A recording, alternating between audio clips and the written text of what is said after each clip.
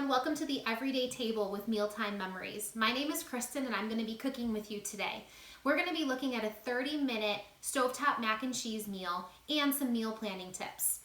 I'm the lead teacher and owner of Mealtime Memories. I'm also a passionate at-home chef. I've been in the food world officially for 5 years now as a traveling kitchen consultant, but I've always loved to cook, bake, and eat. I'm a wife and mom, and we lead very full lives. Well, until recently and when our calendar got wiped out. I'm not a gourmet chef by any means, and I wear that as a badge of honor. I appreciate food and the process of cooking, but I also know the world needs simple solutions in the kitchen. I'm self-taught, and I'm absolutely on a mission to get families back around the table. This is the perfect time to build new habits as we spend time at home and in the kitchen more. Let's face it, family meals are on a steep decline. Missing family meal times has an undeniable impact on life away from the table.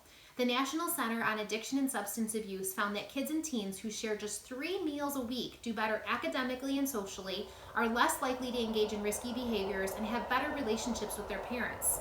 Consistent meals at the table can be linked to saving marriages, enriching relationships, being genuinely thankful, saving money, keeping us healthy, and encouraging us to love others. Now, a meal doesn't have to look a certain way. It just needs to be a safe place, a fun place, a place to listen and to be heard. It's also where we realize who we are, where we come from, and what we value and believe. So over these next 30 minutes, as we cook this meal together, I'm going to challenge you to start thinking about creating some new mealtime habits. It's okay to be okay with everydayness. Don't overthink it. Let's get into this recipe. We're going to be making a stovetop mac and cheese in a cast iron skillet. Cast iron is a really great cooking vessel because you can put it on the stove and in the oven. It's also seasoned, so it's non-stick. Cast iron does need a little bit of special attention when washing. It does need to be hand washed, but it is a great vessel. If you don't have a cast iron skillet, that's okay. You can use a regular pan as long as it's oven safe because we will want to broil the top. Now, the first thing we need to do for mac and cheese, obviously, is cook our noodles. I already have a pot of salted water going because I didn't want to have you guys wait for me to come get that to a boil. And we're going to add a box of elbow macaroni. You can use any kind of macaroni that you want, but elbow macaroni is traditional. It's about 1 pound or 3 cups. So what we're going to do is just add that to our pot of boiling water. And we're going to cook this for 8 minutes, which is about a minute less than what the box says. And the reason that it's a minute less is because it's going to continue cooking in the skillet once we actually have it cooking in the skillet. So I'm just going to set my timer so I remember how to make sure I drain it appropriately. While that's cooking, I'm also going to start preheating our cast iron skillet, and you're going to want to preheat it over about medium heat. Preheat it without anything in it, okay? Because you don't want scorching oil for this. You want to preheat just the pan by itself. It's a pretty thick pan, so you want to preheat it for about 5 minutes. As our pasta's cooking and as our skillet is warming up, we're going to actually start working on our andouille sausage. It's a Cajun sausage. Don't like Cajun sausage? Use hot dogs. Don't want hot dogs? Use ground beef. Don't want ground beef? Don't put anything in it. The great thing about stovetop mac and cheese is it is very versatile and customizable. I'm going to put the andouille sausage in here because it's kind of a little more grown up, and we're going to throw it in there. And andouille sausage is easy to find just in the refrigerated section of your store. So when we dice up our andouille sausage, I already have a bunch already cut up. We're just going to take a nice sharp knife, and when you hold a knife, you want to pinch the very, very end of the blade and wrap the rest of your fingers around the rest of the blade. Reason being is it gives you good leverage when you're cutting and allows the blade to do the work that needs to be done. You don't want to grab it from the very end because you have too much of a lever, and you don't want to fist it because then you're doing most of the work and the blade isn't. So you just want to help the blade guide. So as I'm cutting up this sausage just into some rounds here because we're going to brown this first, I want to talk a little bit about meal planning. The goal of this is just to find an easy, enjoyable, effective process for you. And it's going to look different for every family. Don't forget when you're cutting too to curve your fingers. You don't want to cut any fingertips off. And we're gonna do that right on our cutting board. You're gonna find a process, like I said, that's easy and effective and enjoyable. So I'm gonna give you a bunch of different meal planning tips, and you don't have to do all of them. You can pick a few, you can pick all of them, I don't care. My family personally does about 10 of them in order to form our meal plan. Now, our meal plan is about 16 months in the making, and it is a process and it is a habit-changing thing. The first thing that you need to do is spend some time looking for recipes. I like to find recipes on Pinterest, on Facebook, recipe books, and magazines. So once you find them, pull them out, save them, put them in a system. I have tons of Pinterest boards. In fact, they're just literally called yummy dinner to try, yummy lunch to try, yummy breakfast to try. If you have hard copies of things, go ahead and save them in a binder system as well, or save them in a file folder on your computer. And then also ask your family what they like. We call this in our house a meal planning democracy. The reason we call it a meal planning democracy is because everyone gets a say in what we make for dinner. So there's some times where I got so bogged down with planning that I ended up finding meals that were just what I wanted to eat and not necessarily what my husband or my kids wanted. And so when everyone was then investing in what we were eating, I started getting a lot less complaints about planning meals for dinner. So what we're gonna do now is we have all our sausage cut up. We're gonna add some oil to our skillet back here. Make sure that it's nice and warm. You should feel the heat a little bit over the top of your pan. And we're gonna add a little bit of olive oil, just a couple tablespoons, because the sausage does have a little bit of its own fat as well. And that's just enough to get it brown, to get that working. We're gonna add our sausage in here. And hear that sizzle, that means it's nice and hot. Again, it's over a medium heat, and we're just gonna let that sausage brown as we come back to our cutting mat over here.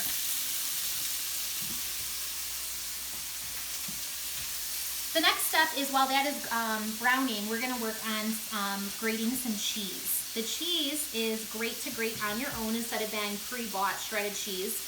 Pre-bought shredded cheese has a lot of preservatives on it. It has a coating on it so that it actually makes it so it doesn't clump together. Whereas block cheese does not, and it is a really natural product. Look at how long these grates are, which means it's gonna melt better and it just tastes better. It's also cheaper to buy block of cheese instead of pre-grated cheese. You're gonna get a nice sharp grater and you're just gonna run it in one direction to get all of that cheese grated. We're gonna use 8 ounces of a cheddar cheese. You can use a mild, a sharp, or an extra sharp. I particularly love the sharper the better. So we're gonna finish grating that. Also, another fun meal planning tip is check the weather when you're planning. We live in an area where weather can be very inconsistent. We could be eating soup and sandwiches on Tuesday and then grilling out on Wednesday. So definitely check the weather when you're meal planning as well. We also like to meal journal, and what I mean by meal journal is just writing down the meals that you eat. My son is notorious for requesting spaghetti and meatballs every single week, and we can easily remind him that we had that last week and that he can have his turn again with spaghetti and meatballs in a couple weeks. So I just actually keep those jotted down on my phone, and it's an easy way to reference back or remember meal ideas that you did love. Like, we haven't had beef and broccoli stir fry in a long time, so that's probably going to end up on our menu again soon because I meal journal. I also recommend trying one new recipe a week. Don't overload your calendar with a bunch of new recipes. Sprinkle in the ones that you already love and then try something new once a week. Also, plan your sit-down meals. If you only can sit down 3 nights a week, that's fine, but plan those days that everyone is expected to be at the the family table. We have dinner almost every night together, but we actually plan the times that we need to eat together. Sometimes it's earlier, sometimes it's later. Average time is 5:30. So plan those sit-down meals. I also already grated some Parmesan cheese and some panko breadcrumbs I already measured out. This is going to be used mostly for the topping. So I'm just going to take like half of our Parmesan cheese and put that into the panko so that I remember to actually use that for the top. The rest of it's going to go in with the cheese into our cast iron skillet. Panko is different than a regular breadcrumb. Panko is a lighter, airier breadcrumb. It's actually made from crustless bread. So it's really light and airy and has all of those pockets of air in it, which is why it's great for toppings like this on the cast iron skillet. Okay, so we have this for our topping. We have some mozzarella Parmesan That's gonna go with our cheddar over here. And this is definitely a meal that we would eat on a Monday. We have theme nights around here. Mondays is always Pasta Monday or Italian, so we would definitely focus eating this meal on a Monday night. Tuesdays we like to do Mexican food. Wednesdays oftentimes we look at Asian food or Mediterranean food. Thursdays is usually kind of more meat and potatoes, American food. Fridays is usually pizza or takeout. And the reason we theme our nights is because then it narrows down the amount of recipes we have to choose from. So if I need a Wednesday night meal and somebody needs to pick it for me, then they can focus on the fact that we usually have maybe like a beef and broccoli stir fry, or we do like Mediterranean bowls or something like that. So it really narrows down those choices for us. Let's go rotate our sausage, and then we're actually going to be taking it out of the pan relatively soon as well. Our pasta is just about done.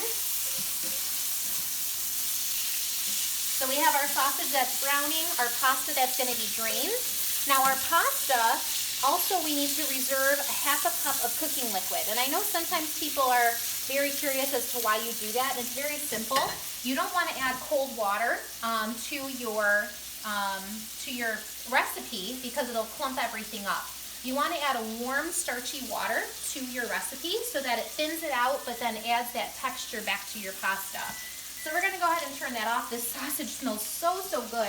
Even if you're not an andouille fan, I definitely recommend putting some kind of meat into this mac and cheese. It's definitely something a little bit more novel and something different, and you get a little bit more protein. So let's just make sure this is zhuzhed a little bit so I can strain it appropriately. And then, like I said, remember, this is going to be a little bit undercooked because we're actually going to finish cooking it in our cast iron skillet. So we're going to move this over here to drain it real quick. I already reserved that cooking liquid, so I don't have to worry about that. And we're going to leave it in the strainer. I actually don't want to put it right back in the hot pot because I don't want to dry out the pasta. So we're not going to actually put it back in the hot pot. It's going to sit in the strainer until we're ready to put it in the cast iron skillet. Our sausage is just about ready to be removed because we have a nice brown. And you see how it added a little bit more cooking liquid and cooking fat to this? We're going to need that because next we're going to be making a roux. A roux is simply a thickener. You're adding flour. Usually roux are made out of butter and flour, but this one is going to be made out of the fat from the sausage and the fat from the olive oil that we already used. And it's going to we're going to make a thickener in the bottom of our pan. So our sausage is just going to wait for us on the side here. We're going to turn this down a little bit more over medium-low heat, and we're going to sprinkle some flour into the oil here, about a 1/4 cup. And we're just going to start whisking it so that it soaks up that fat and makes a gluey kind of creation. So it's all going to start coming together. Can also get back to some of our meal planning tips. I'm going to add a little bit more olive oil to the bottom of this. The sausage didn't create as much fat as I anticipated.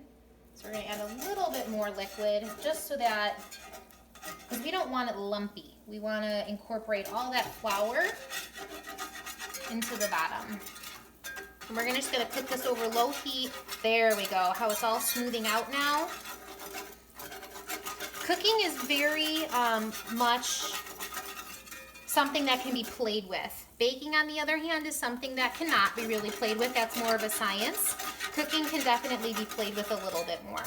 The cool thing about the roux too is it has all of those sausage flavors in it, so that's going to carry out through the cheese mixture then.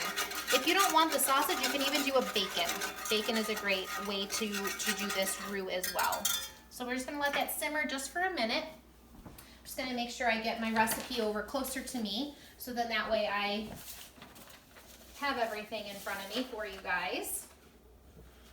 All right, so going back to a little bit on our meal planning while this is just coming to a little bit of a simmer, The other thing too is picking a shopping day and a shopping time to do your shopping, and shopping from the recipe, so shopping from a list. When we create our meal plans, we often create our meal plans actually on the drive to church on Sunday mornings, and later that afternoon I pull the recipes and I put in a grocery pickup order to be picked up Monday morning. So that is a really easy way for us to always know our system. On the way to church, we pick our meals. In that afternoon, I pull the recipes, I submit my grocery order. Monday morning or Monday afternoon, I'm picking up all the rest of my groceries. That way I'm not overspending. I'm not willy-nilly adding things to my cart. And I'm saving money that way because I'm only buying the recipe-specific ingredients that I'm going to be using that week, and not all kinds of fluff for my fridge, okay? Now that this is kind of brought together a little bit and simmered, that oil is nice and warm, we're gonna start slowly adding our cream, milk, cream cheese, and some Dijon mustard to this as well. So we're gonna slowly whisk in 2 cups of milk. Now remember, this is hot, so we kind of need to temper this. We don't want it to splash all over, and we want to let the roux do the work. Do you see how it's plumping up a little bit again? That's because it's a colder mixture hitting the warmer pan, and we want it to do its work. So 2 cups of milk we're going to add to this. About a 1/2 cup of heavy cream. We're going to add some cream cheese, and we're going to add some Dijon mustard. Adding Dijon mustard is a really important step in cheesy dishes, or salad dressings actually, because it just amps up the flavor. Dijon mustard is basically yellow mustard with white wine, and so it adds that depth of flavor that regular mustard wouldn't add. There's also Dijon mustard rubs you can use as well, but I honestly just keep Dijon mustard in the fridge for all of my salad dressings and things like this. Do you guys also notice there's hardly any kind of pre-made foods that I'm using in this recipe? All of it is homemade, which means it's a whole food, and you guys are getting some really, really good nutrition for your body and not having to worry about all those preservatives. So all of this is hand-picked. This isn't taking very long to put together, and it's gonna be so satisfying, and your family's gonna be so appreciative that you were cooking with love for the dinner table. You also can shop for things that are on sale and meal plan around that. I'll admit that is not something I personally do. I don't shop for sale stuff. We just create our recipes.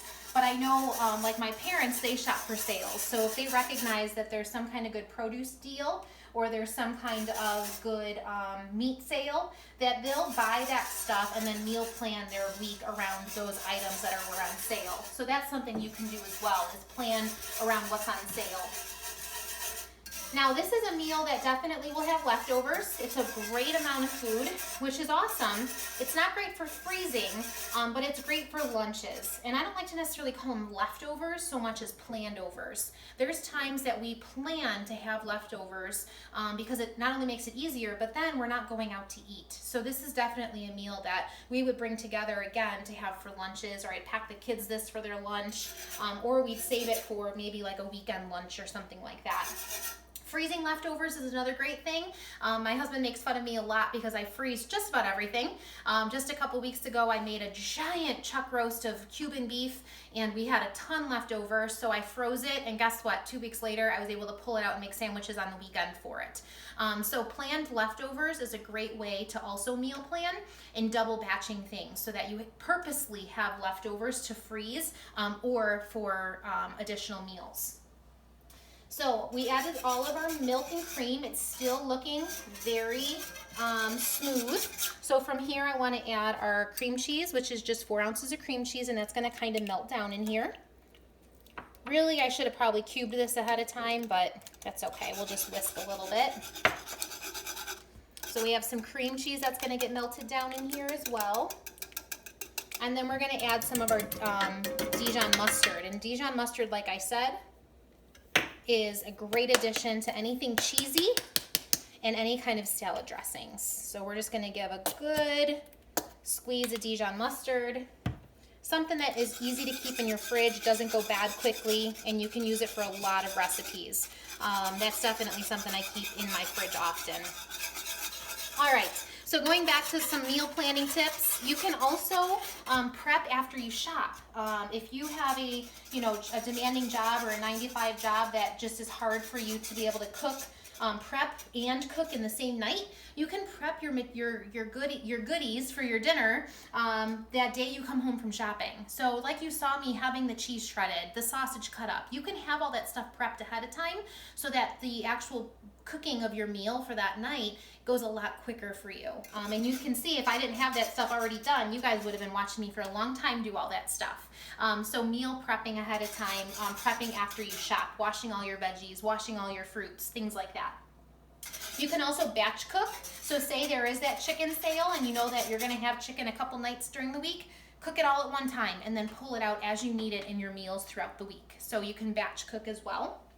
Freezer meals is something I'm a huge fan of. Freezer meals are more of a meal prep, but it's really planning because what you're doing is giving yourself wiggle room and being able to go in the freezer and just pull out either pre-made or ready to cook meals, freezer meals. And they're all things that can be found on the Google, the Pinterest, all those places. There's tons of really great freezer meal recipes out there. I could do a whole nother video just on freezer meals alone. All right, this is starting to bubble, which means that we're gonna be starting to add our cheese soon. Now this is nice and smooth. This is gonna be such a yummy cream sauce. All right, so what we're gonna do from here is it's slightly thickened. We're gonna reduce, the heat's already reduced, and we're gonna go ahead and we're gonna whisk in those Parmesan cheeses and that cheddar cheese, and you're gonna see how quickly it melts in there because it is freshly grated, not the pre-shredded stuff. So we're just gonna start sprinkling that in there and letting that melt. That's about half the cheese, about 4 ounces. And we're just gonna start whisking it in, and you're gonna see it get all melty and gooey, and how quickly that evaporates in there because there's no chemicals on the outside of that cheese that's keeping it from melting down.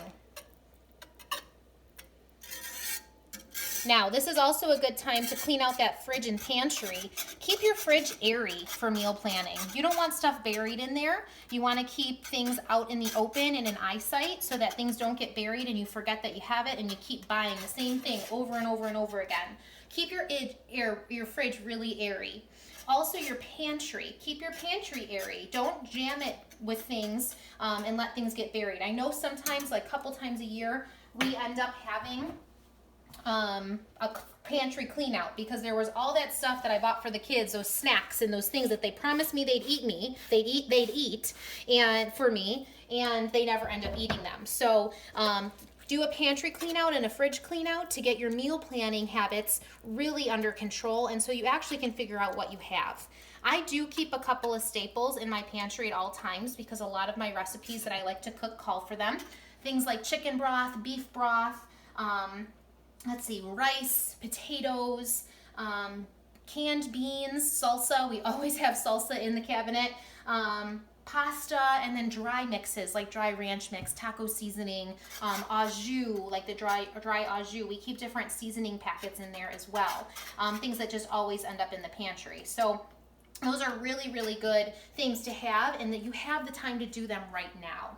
All right, our cheese is all incorporated. This is the ooeyest, gooeyest cheese sauce that I think I've almost ever made with this. It looks amazing. From here, what we're gonna do is we're gonna throw in that reserved pasta water because we wanna thin it out just enough so that we can add in that pasta and let it coat that pasta. So we're gonna whisk that in there to thin it out just a little bit, but then it's gonna reform around the pasta because it has that starchy component to it.